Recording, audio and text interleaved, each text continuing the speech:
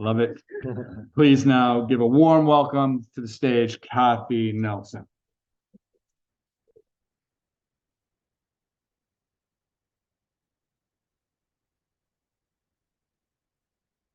Don't you know it would be a poet who would name her dogs Jimi Hendrix in the lyric?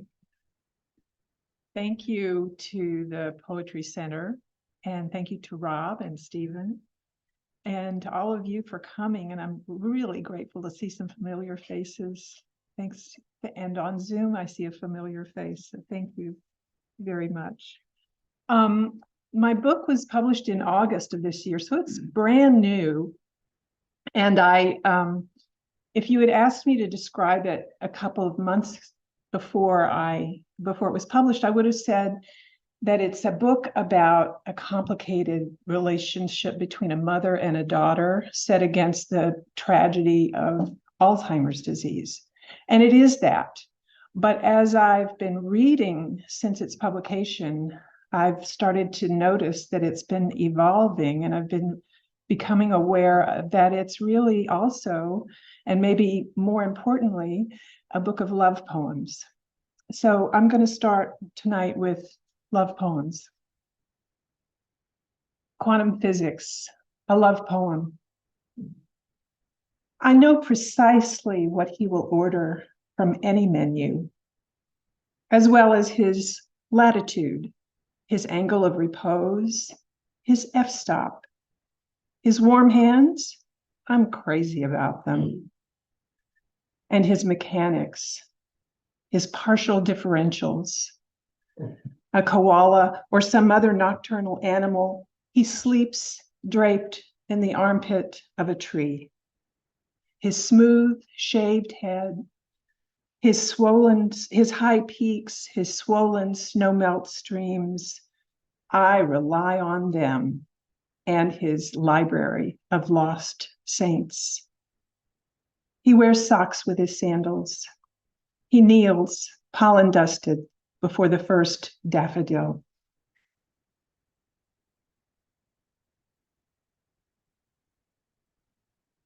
Maestro. Hush and sweep of blade along the strop.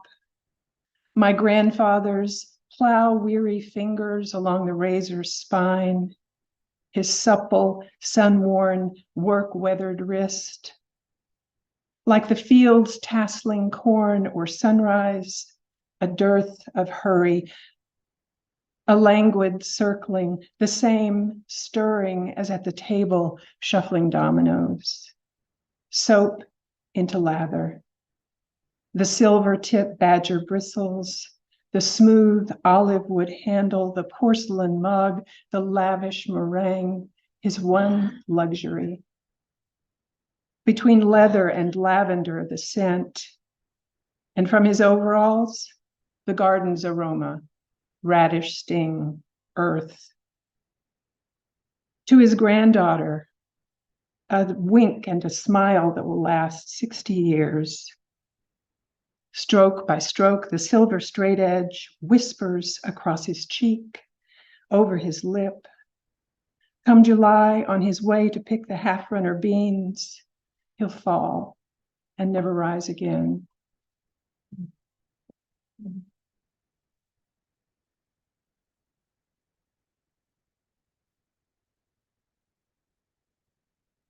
I feel I have to tell you which war I'm talking about in this poem. It's World War II. My father just home from the war, Hawaiian girls, cigarettes, Midway locked in his ditty box, the key dropped in the Pacific, but not to stay. The GI Bill, the lure of a college town, the same endless wind-wrecked plain as home, but the world so much wider. And there she is, his will-be wife, my mother, not so foreign as the island girls, but glamorous, lipstick, sultry, film star smile, the tiny gap between her teeth and invitation. Not like the plain girl at home, his mother mentioned every letter, docile, modest in the front pew. The wedding. Pearls, magnolia blossoms, Gulf damp heat, the groom's sister crying, the bride's cousins smirking, sipping at their pocket flasks. A bill shoved hard along the bride's wrist into her sleeve. Her mother's hiss. Enough to get you home. You'll wake up and understand the mistake you've made. The little slips of paper, her mother's penned poisons tucked into my mother's valise, shards among the stockings and chemises. A man who owns nothing is nothing. Don't look for me at your door.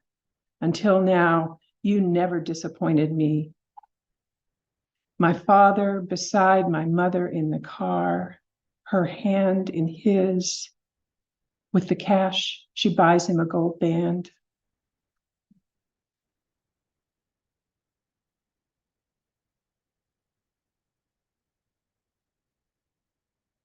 Under the canopy of night, cool metal under bare feet, the pulse of ripples against the side of a small boat, a lantern burning on the bow. A father whispers to his young daughter, reminds her to keep quiet as she can, not to scare the fish. The small girl, the melody of the lake, her father's stillness, the rocking.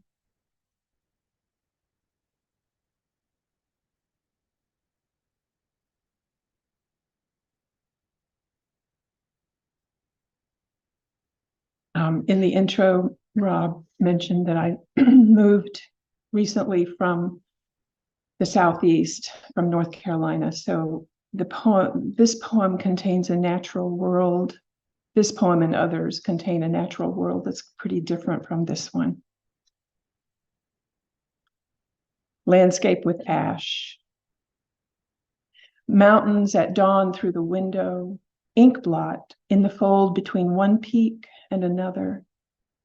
Morning enigma, a density of granite or gravity, maybe the black spill of sorrow.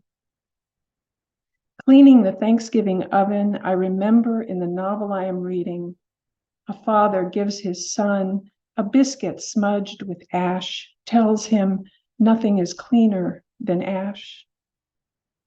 You are strange, mother said, dwelling on the past. Last night, I found a hidden stairway leading down into a maze of rooms. Familiar. What treasure had I forgotten there? What jewel left behind? Too many sofas, no lamps, books spilling out of broken boxes. The bread of atonement, what the father said as he offered his son the ashy biscuit. Consider the dusty corners, the gritty baseboards. They'll never be clean all at once. No point in trying. Simply address the napkin's cranberry stain, the gray amoeba of coffee on the kitchen floor. Paying attention to dreams, mother told me, a waste.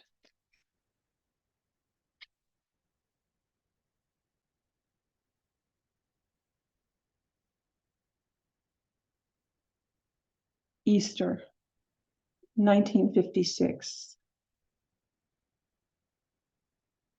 The magnolia blossoms in the wallpaper behind us, her straw cloche scattered with lilacs. My face shines in the flash, stiff organza, netted rosebud headband. My mother tilts her head toward me, smiling. I slide the photo from its frame again to see her hand reaching the way my hem drapes across her fingers. Not so much restraining as inviting, coaxing me to defer escape from the camera frame. Not quite forbearance, not quite melancholy. Once in a dream, I awoke from numb forgetting, remembered, oh, the longing, a daughter I'd never known, lost in the night. On the horizon, beacons shone, but I stumbled in a canyon of talus slopes and boulders. I never had the dream again, and it's just as well. A person could be destroyed by such hopelessness. I have been my mother, and I have been my daughter. I have driven slowly along a curb, cajoling my girl, honey, please get back in. And I have raced along a corridor, a walker scraping behind me, a plaintive voice calling my name. I've lied, and I've been the one lied to, the advocate and the adversary, the swatter and the fly, the witness and the one afraid to look. I have shrunk from the cliff's edge, and I have marveled at the possibilities of flight.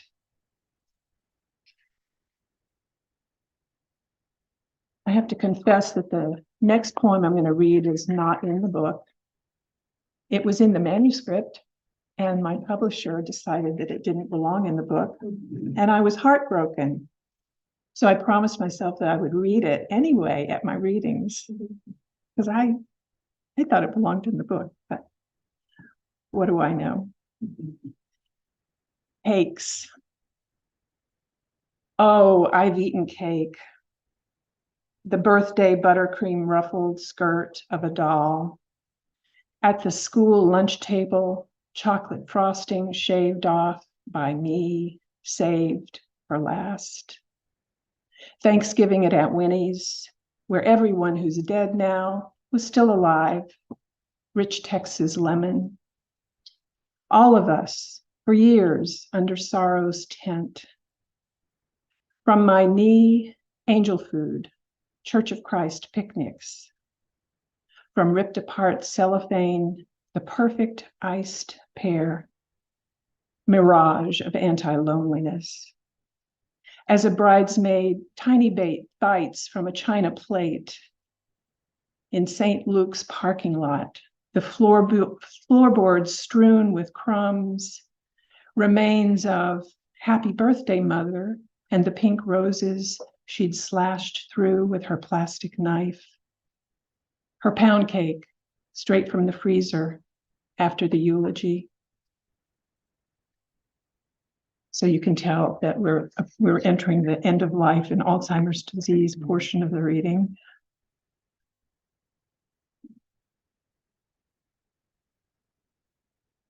Mercy. She listed in her wheelchair, a castaway on a wrecked man of war. I knelt before her as if to beg, struggling, pull up the sagging sock, wrestle the swollen foot into the new shoe. Stiff tongue, sluggish cotton against padded heel. My mother said, "Bless your heart, you work so hard to take care of me."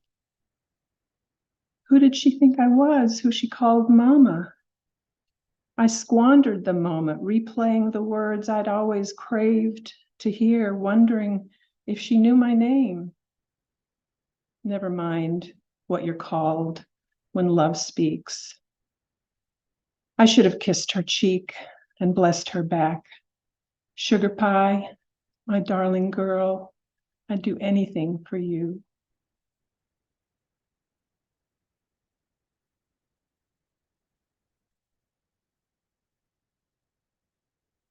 Our Lady of the Locked Unit.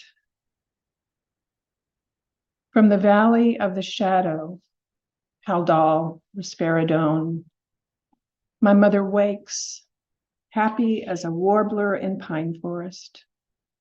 She's forgotten how to walk, but stands from her wheelchair, teeters like a baby bird perusing air, or like Rodin's old courtesan, or like the cripple at Capernaum. This would be a story about miracles if it weren't so full of sorrow. Hello, beautiful, she sings out to the CNA. To the med tech, I love you.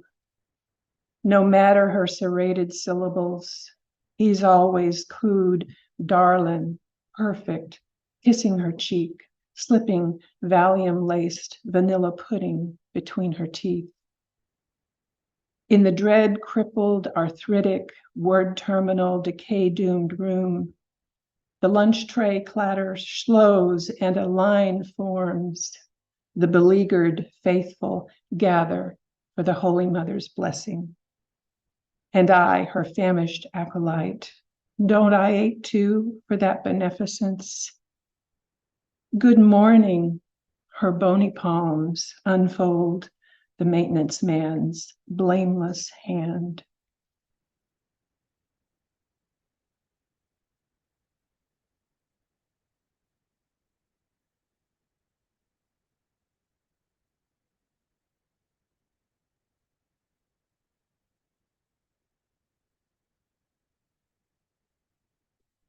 How to unknot a straitjacket. Take the photo of your mother off the wall. Let the blood drain. Don't use a chalice. Make a list of the treasons you've earned. Wreathe them around your neck like skulls. Map the pattern of need in the copperhead scales, remembering her seductive charm. Count the times you ate cake sitting alone in your car, the barbaric crumbs, the sticky plastic fork, the box sagging in the footwell. Reread your instructions to yourself. Do not rescue. Do not suffer. Put at the top of the list of remains the sound of her voice in your throat.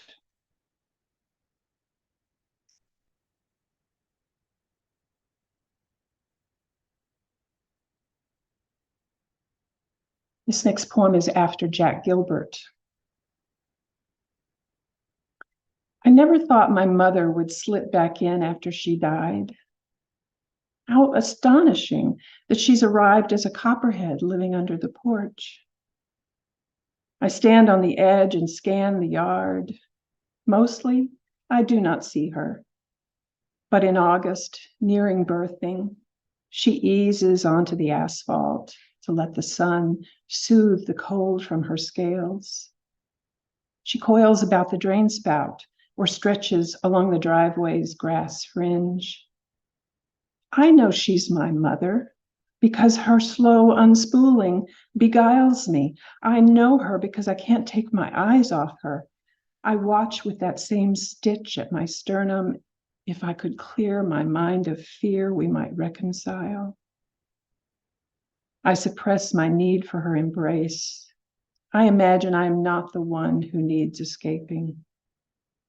At any moment, her languid looping patterns could break into lightning. My husband unlocks the gun safe, warms up on a paper target.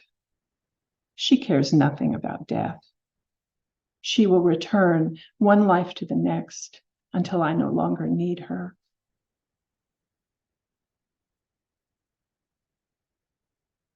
So there's a plant in the Southeast called lunaria or moon plant. Do you have it here also? Okay, I didn't know. Thank you. Lunaria. To make that trip again across the Appalachians, to set off at dawn, early spring, make my way among the mountains' stooped shoulders, first blush in the crowns of redbuds, icicles dripping from road-cut schist. When I arrive, she's in the garden, as she was, no diagnosis, no documents of surrender. Only the smell of spring mud from the pond, tender buds of cattails, yellow forsythia.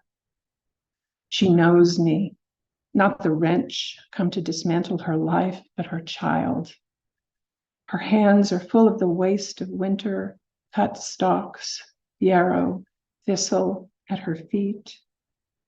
Then between the leather of her thumb and forefinger, she rubs the seed pods of moonplant, teaches me to strip the dry husks, let the lucent discs shine like silver.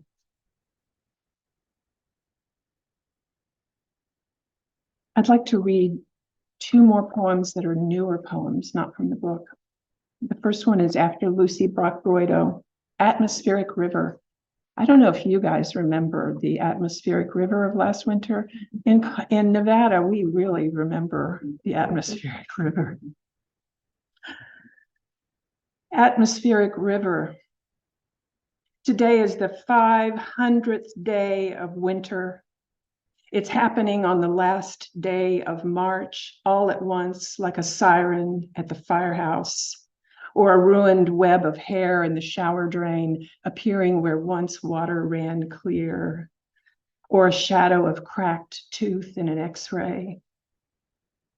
A drizzle of snow across inscrutable trunks, a broken tree limb leaning like a crutch. Everything strains towards symbol. I went on trying to please my mother in every mirror, every hallway. How safety resembles slavery. How the color of outrun grief is the weight of a snow-filled sky.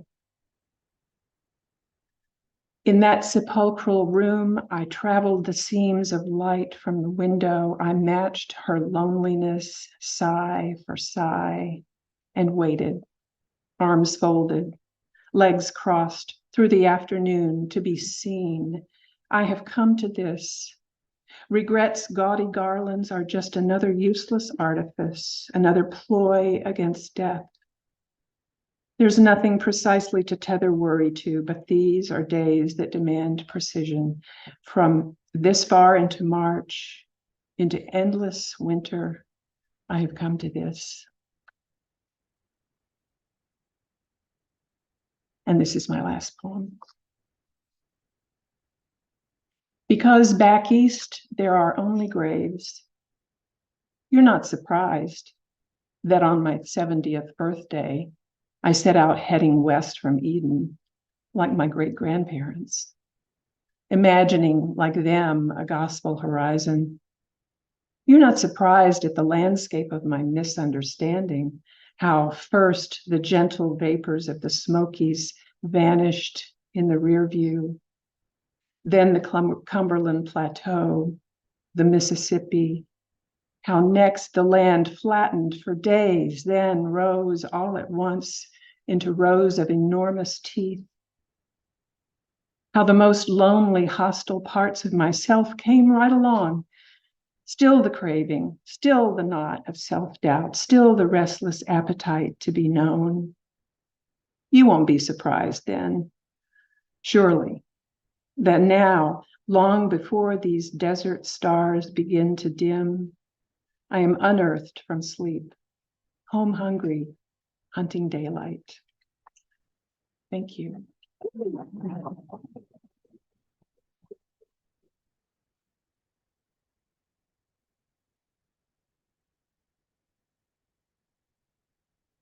Please welcome to the mic, Kelly Goodwin. Here it comes. One more thing here. Thanks, Bill.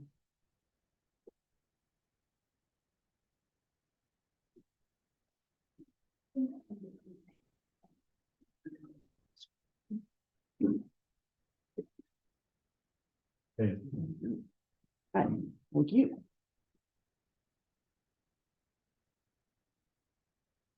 Hi, everybody. Hi. Thank you all so much for being here. And thanks to Rob and to everyone that makes this series happen. It is really a lot of work to run a poetry reading series and to keep a space like this open for people to come and share. And so I just want to acknowledge that and say that I'm really grateful to be here. Kathy came a long ways, and we have some people here from a long ways away. And it's just, it feels so, I'm so grateful that, that I get this chance to share my work with you tonight. So thanks for being here. Just gonna put on the old, stopwatch. So I always, always get nervous before I read. Doesn't matter how many times I've given a reading, I'm always a little anxious. And I was thinking today and getting ready and just thinking about the poetry journey, poetry way of being, and how I have come to, keep showing up for this art form. And I think, one of the things is that it does connect us and it does give me surprises and beautiful, wonderful people. And when I give a reading, I kind of feel like there's me reading, and then there's like all these voices in my head that are also with me. But they involve, start my timer, poems I've read, poems I've remembered, people who've come in and out of my life. And so I just actually wanted to start with a poem I love by Elizabeth Bishop. It just sticks in my brain, and I love to share it. And it was read to me a long time ago in Vancouver, British Columbia by a friend of mine named Cynthia, and it has just stayed with me. So this is Elizabeth Bishop's poem, The Shampoo. The still explosions on the rocks, the lichens, grow by spreading gray concentric shocks. They have arranged to meet the rings around the moon, although within our memories they have not changed. And since the heavens will attend as long on us, you've been, dear friend, precipitate and pragmatical. And look what happens. For time is nothing if not amenable. The shooting stars in your black hair in bright formation are flocking where, so straight, so soon. Come, let me wash it in this big tin basin, battered and shiny like the moon. For some reason, that poem just has stayed with me over the years, and I love it. So I'm going to read a section from my book, Madrigals. This book came out during the pandemic, but from Big Yes Press, and it includes some of my collage work, for which I'm very grateful to have these color collages that are meaningful to me sort of throughout the book. And I'm going to read a section towards the end that contains these poems, snake time poems, I call them, after the blind composer who lived on the streets of New York, Moondog. And you'll hear a little section from a Moondog poem. And when he would go out and play his handmade instruments on the street, he called it playing snake time, because someone once told him that they thought his music sounded kind of slithery or snaky, and he quite liked that. He believed there was a rhythm under the earth that was sort of different from the rhythms that we superimpose on music and stuff. He was a character. So Snake Time 1. Page of cups or weeds or bluebird and bill and branch you lit to the lake a cave, a snowdrift, and the still explosions, pistol and style, bud, bloom, foliage, bark, and scent. If I could only, if the veil, once the birches offer themselves, clear, clean, appealing skin, my waters, my watering place, filled with daybreak, or the past, or the blue shard, aflame in the undergrowth. How slowly the old ice gives up. There were so many sparrows and beaks at the bar that night. I'm here with my father. I got his hands. And in between, and I just realized that the still explosions on the rocks, just like I lifted that from that, it's in my poem, but I lifted it from apparently Elizabeth Bishop's poem, The Shampoo. Who knew? Now I know. So in between the snake time poems are these prose poems that are short and have some titles of plants and birds. and this is one called Bog Rush. Sometimes there's too much smoke in the air. Sometimes in the dark, I have a name. Along the South Shore, so many pebbles. In springtime, I rub the heads of cotton grasses on my wrist. And here's where I look into the lake for a face, and where the men take me and turn away. But nothing can steal the hue of the water, cyan. It falls somewhere between the wavelengths of green and blue. Sometimes I can detect a lover's vein along the thigh. Sometimes I trace it like a spell. Rust. And what do you know of the Great Lakes, the factory town? Breakdown, go ahead. In Fort Good Hope, it's raining. When you walk in, the sky tilts and turns, torn clouds in a fan, and I'm right here. Jawbone, cervix, I am here, I am this, I am stripping the leaves from the saplings, gathering the spruce roots, stirring the broth. It's all right. Mothwing, teapot, herringbone, snow, it's all right, it's all right. Here, take, eat, here, a cup of Earl Grey with honey for the road. Housefinch, see there the constrictor coiled, striking hand in your other hand, as if. Don't make me do that again. And what I held under the surface of my skin, glowing, was a long borealis, wild and electric. My daughter, the woman on the sidewalk with two black eyes, holding hands with him. My daughter at the end of the pier. If she turns to me, let the light of heaven encircle her. If her voice lands at the edge of my waking dream, with its beak wide, let me hear. Snake time, 2. Trill, trilling, chuck, chuck, the girl I was at the edge of the lake, Arctic circle, tongue. And you surrounded me, a cloak, and these the flashing leaves, and these the black rocks, lava, trickery, groove. The low-growing herb, wild rue, the catnip and bugleweed, hermit thrush, white-crowned sparrow, whose breath moved under me, whose wing beat spread its scraps of glass, a fly, a knife, a trap, and metal teeth, chip, chip, chop, chop. And these the iridescent firs, and these the granite cracks worn, and the lichens and chickweed, and the girl I was, and the riverman.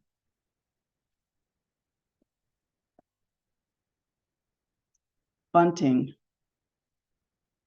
Painting notes along the creek bed, clear purple. If I could stay forever, if I could push my whole face into the brush. When I wake up, the buds are a little closer, sticky stuff. If you could hold me, back of the hand at my lip. In the distance, an open fabric of worsted cotton used for flags. And you ask me in, and there is a pulse.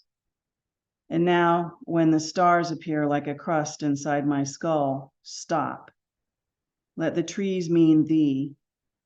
Just a tiny silver pin would be enough. Up for grabs. I show up in my body and you take me there.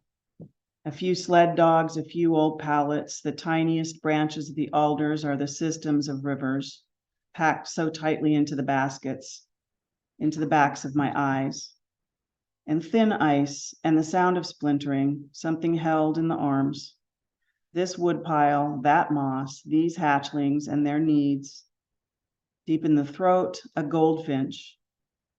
If the cells of my skin, if the inlet shimmers green, every single toe a bulb. Is this what you wanted? How about this? Press. I tried so hard not to look, and yet, is that why you write, to process your grief? Not quite. If the daylilies come with their brilliance, if my daughter's body washes up on shore, and what wing buds at her shoulder blades, and you with your mask. If we had it your way, the great black-backed gulls would carry it off. I don't know. When I wake up, it's the usual terror at the window, the usual beaks. Perhaps if you saw me without my tattered clothes, perhaps not. Snake time 3. If you show up today, I will open the door, put on the kettle, familiar as the net vein willow, catkin fir we use for wicks. At night, I can hear the roots beneath the floor. Girl who sits humming on the back porch, tapping her hands into fins. If under the lichens the weevils are moving, if under my palms the water spreads, a faraway flapping, a trap door, wind, the ways in which the river speaks. Open it up, you'll see, you'll let it in. Cypsela. Willow flat, cock robin, we stand in the clearing in a mist of fuzzy seeds, in the flurry of their miniature parachutes, under the freeway, the shanty town, the tents, would you ever think, back out of all this now, too, and how many others? My daughter with her arms filled with nasturtium, girl who strides barefoot into the street, her blackened feet. You give her all your change, but the coins turn to leaves, and there's a stiff breeze up here just east of Ocean Beach. Lonely enough.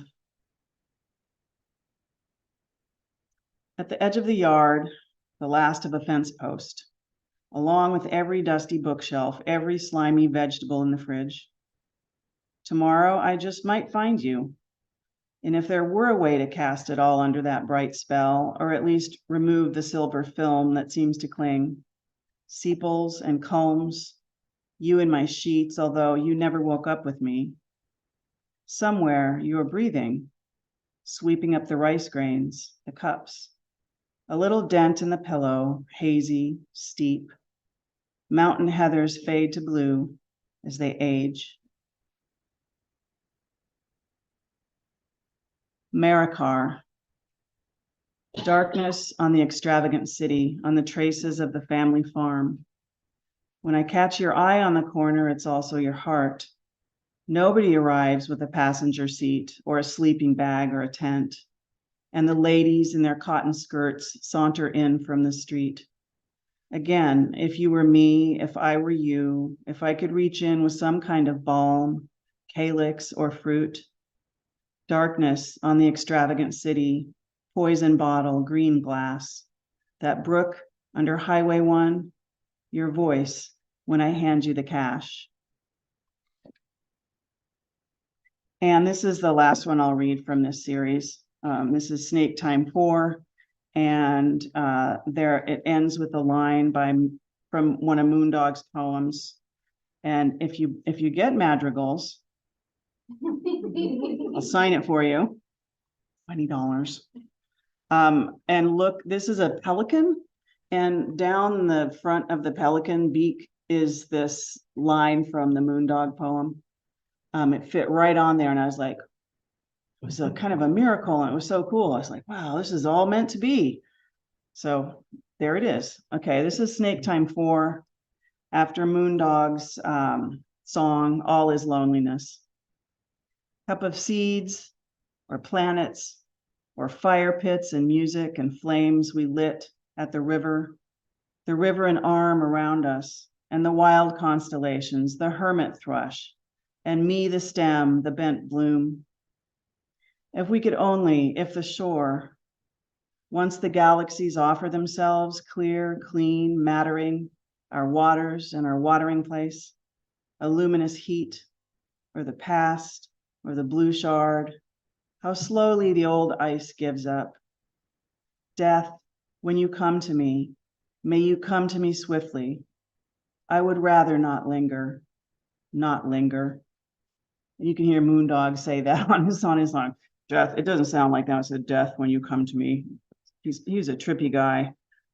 He was amazing. They let him listen in on the New York Philharmonic rehearsals, all his life. He was blinded at age 16 by a detonator that he didn't know what it was, and he picked it up from a construction site and took it home and was messing around with it, and it exploded, and he was instantly completely blinded for life. And he decided to study classical music and got formal training. And when he died, he was like famous in Germany and had written all these symphonies. And yeah, just Google him up, Moondog. Also a little creepily, he had a long white beard and walked around New York City and feel like, oh, you look like Jesus, you look like Jesus. And he didn't like that. So he put on these he got these horns, like with these, like a Viking. And yeah, they called him the Viking of Sixth Avenue. And it's just a little, I don't know, it's a little weird. Okay, I'd like to end today just by thanking everyone again for being here. I really do appreciate it. And it's good to see people in person who I've seen on Zoom, and also see friends and have people come. But I do want to recognize that being poet laureate is a challenging and wonderful thing to do. And in the room with us is San Mateo County's second poet laureate, Lisa Rosenberg. Raise your hand and raise it high. There she is. You did a lovely job. I was the first one, and it was so much fun. And Lisa did a great job integrating poetry with visual arts. And if you buy my book, Madrigals, you can challenge yourself to find in here a little piece of Lisa Rosenberg poem, which I'm going to end with reading today, because it's a beautiful poem. Lisa's been a very supportive friend. And also it's like anyone who loves poetry and like comes out to readings and promotes it is like, you know, that's huge and important. And I think we're all pretty, you know, stressed and troubled right now. And I think whatever we can do to help each other is the right thing to do. So this is a beautiful poem from A Different Physics by Lisa Rosenberg, and it's called Biography File. And the first phrase is hiding in madrigals. Biography File by Lisa Rosenberg. Your past, flat on the table and dull as tin, can be pruned beyond belief. Even in the concrete, there are excess facts. A street lined with sycamore, your mother's hair, the diary of your adolescence can all be omitted. Give me certificates, dates, and degrees, professional affiliations. There are figures and folders like mouths to fill, lists of faces.